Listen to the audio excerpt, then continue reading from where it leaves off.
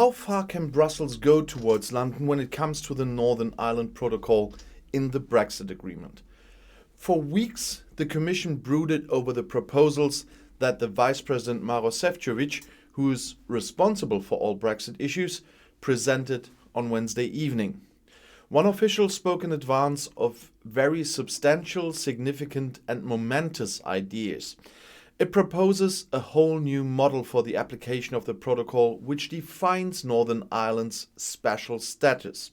And mind you, no new protocol, as the British negotiator David Frost had once again requested the previous evening. There won't be a new one and it won't be renegotiated. Nonetheless, the Commission is pushing the limits of what is possible within its legal framework and politically. So far, concerns have been expressed by the services that the rules are being overstretched, and on the part of the member states, France was particularly reluctant.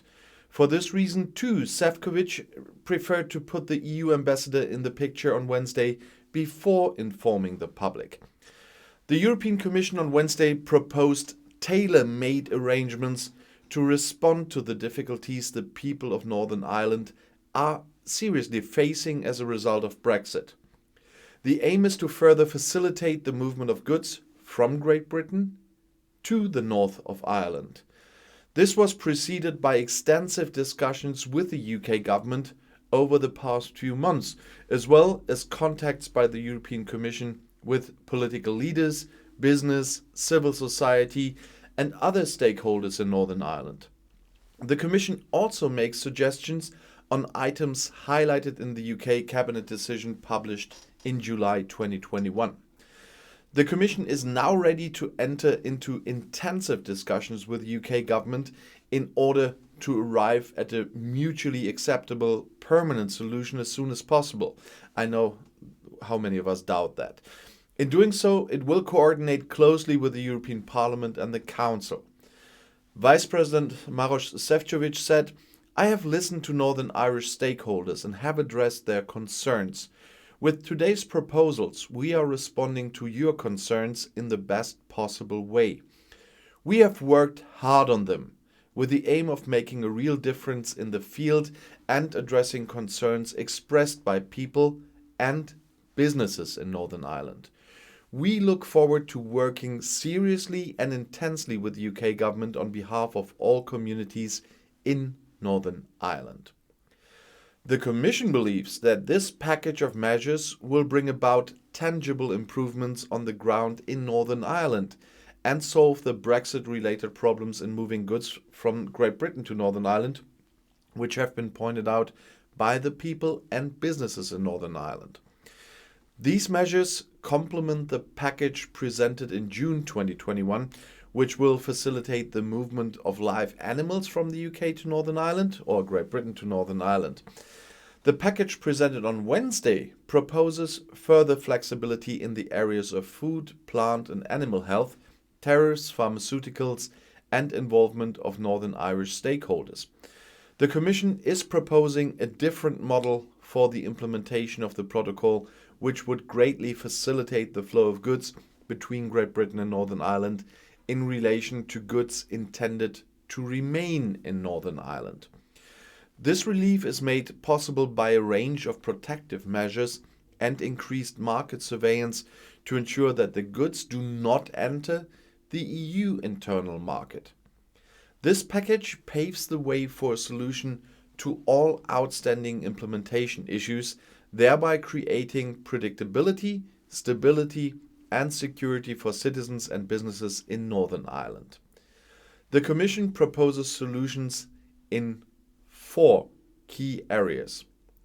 The College of Commissioners on Wednesday approved 4 so-called non-papers, that means non-legislative texts, covering the following areas.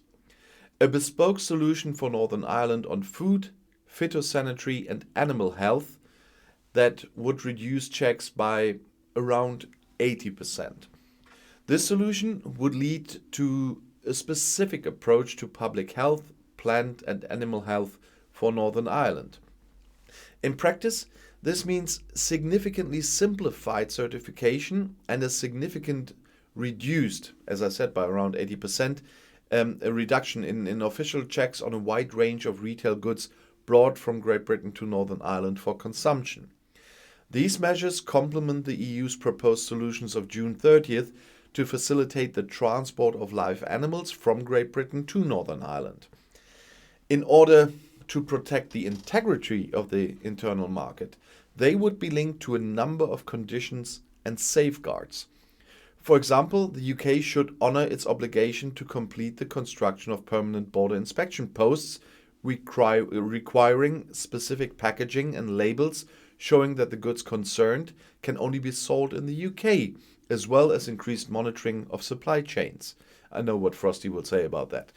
In addition, the safeguards would include a mechanism to respond quickly to any identified problem related to an individual product or retailer, as well as unilateral action by the EU in the event that the UK competent authorities or the affected retailer fail to respond to an identified problem and fix the problem. These specific conditions and guarantees would provide a robust monitoring and enforcement mechanism that would allow the number of checks to be reduced significantly without jeopardizing the integrity of the internal market. Integrity, that's a bad word. Flexible customs formalities to facilitate the transport of goods from Great Britain to Northern Ireland. This administrative burden would be reduced by 50%. This solution consists of measures to simplify and facilitate customs formalities and procedures. This would cut the amount of paperwork currently required to move goods from Great Britain to Northern Ireland in half. Protective measures also apply here.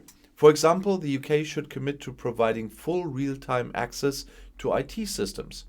There's also a review and termination clause, and the UK Customs and Market Surveillance authorities would need to put in place appropriate surveillance and enforcement measures. And I know what Johnson will say about this. Taken together, the bespoke solutions for both sanitary and phytosanitary and customs regulations would create a sort of fast lane for goods moving from Great Britain to Northern Ireland, while providing a robust surveillance and enforcement mechanism to protect the integrity of the internal market. And increased collaboration with Northern Irish stakeholders and authorities is another point. These proposals aim to improve the exchange of information with stakeholders and authorities in Northern Ireland on the implementation of the protocol and relevant EU action. This would make the application of the protocol more transparent while preserving the UK constitutional order. It is envisaged that a structured dialogue will be established between Northern Irish stakeholders, that means authorities, civil society and businesses, and the Commission. This would include the creation of structured groups with the participation of experts to discuss relevant EU actions that are relevant to the implementation of the protocol. Northern Irish stakeholders would also be invited to some of the special committee meetings. There are also plans to create a closer link between the Northern Ireland Assembly and the EU-UK Parliamentary Partnership Assembly. A website will also be set up which will clearly and comprehensively present the EU legislation in force in Northern Ireland. And then there's the point with the long-term uninterrupted security of drug shipments from Great Britain to Northern Ireland. And this proposal would allow pharmaceutical companies in Great Britain, if they supply the Northern Irish market, to retain all of their regulatory functions where they are currently based. This means, for example, that the UK can continue to act as a hub for the supply of generic medicines to Northern Ireland, even though it is now a third country. This will ensure the long-term supply of pharmaceuticals from Great Britain to Northern Ireland. The Commission will continue to hold discussions with the UK and, once again, the stakeholders before finalizing its proposal to amend existing rules. This proposal requires the EU to change its own pharmaceutical legislation. The Commission and the UK government have been in constant contact over the past few months, even if one side didn't listen very well. After the College of Commission's experts from the Commission will travel to London to have detailed discussions with the UK government on these 4 non-papers. This will mark the start of a period of intense discussions with the UK government over the coming weeks. Vice-President Šefčovič will meet Lord Frost in Brussels today.